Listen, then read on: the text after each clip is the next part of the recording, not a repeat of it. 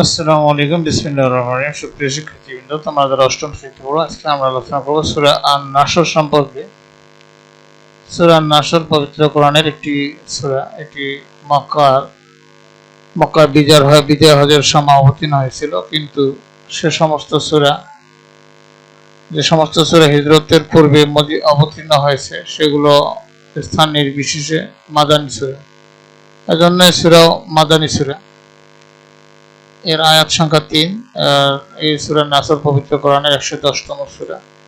সূরা নাসর শব্দ থেকে সূরাটির নাম রাখা হয়েছে আন-নাসর। আমরা এখন শব্দ অর্থ জানাবো। যে যা মানে যখন, যা মানে আসবে, নাসরুল্লাহ মানে আল্লাহর সাহায্য, ওয়া মানে এবং, ও ফাতহ মানে বিজয়, রাআইতা মানে আপনি দেখবেন, আন্নাস মানে মানুষ, ইয়াদখুলুনা মানে তারা প্রবেশ করেছে, ফি মানে মধ্যে, দীনিল্লাহ আল্লাহর দিন, আফওয়াজা মানে দলে দলে, ফাসাব্বিহ বিহামদি মানে অতঃপর আপনি প্রশংসা সহ পবিত্রতা ঘোষণা করুন, রব্বিকা আপনার প্রতিপালকের, আস্তাগফিরুহু এবং তার নিকট ক্ষমা প্রার্থনা করুন, ইন্নাহু নিশ্চয়ই তিনি, কানা হলেন আছেন রয়েছেন, তাওয়াবা মানে তওবা কবুলকারী। এখন আমরা অনুবাদ শিখব। বিসমিল্লাহির রহমানির রহিম, পরম দয়াময় পরম দয়ালু আল্লাহর নামে। ইজা জাআ নাসরুল্লাহি ওয়াল ফাতহ, যখন আসবে আল্লাহর সাহায্য বিজয়। আরাইতান নাসা ইয়াদখুলুনা ফি দীনিল্লাহি আফওয়াজা, এবং আপনি মানুষকে দলে দলে আল্লাহর দ্বীনে প্রবেশ করতে দেখবেন।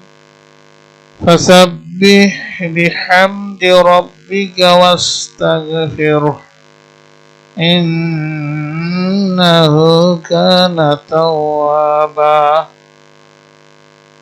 যখন আপনি আপনার প্রতিপালকের প্রশংসা, তার পবিত্রতা ও মহিমা ঘোষণা করুন এবং তার নিকট ক্ষমা প্রার্থনা করুন, তিনি তো তওবা কবুলকারী।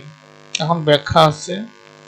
হাদিসে বর্ণিত আছে যে সূরা আন-নাসর কোরআনের সর্বশেষ অবতীর্ণ সূরা, অর্থাৎ এরপর সম্পূর্ণ সূরা অবতীর্ণ হয়নি। এই সূরাতে মক্কা বিজয়ের পর মানুষ যে দলে দলে ইসলাম গ্রহণ করেছেন তা উল্লেখ করা হয়েছে। ইসলামের এই বিজয়ের ফলে রাসূলুল্লাহ সাল্লাল্লাহু আলাইহি ওয়াসাল্লামের নবুয়তি দায়িত্বের পরিপূর্ণতা বোঝানো হয়েছে। তাই বিশিষ্ট সাহাবীগণ এই সূরা নাজিল হওয়ার পর রাসূলুল্লাহ সাল্লাল্লাহু আলাইহি ওয়াসাল্লামের ওয়াফাত নিকটবর্তী বলে বুঝতে পেরেছিলেন। মহানবী সাল্লাল্লাহু আলাইহি ওয়াসাল্লামের দুনিয়াতে আগমন ও অবস্থান করার উদ্দেশ্য পূর্ণ হয়েছে বলে সূরা ইঙ্গিত করা হয়েছে।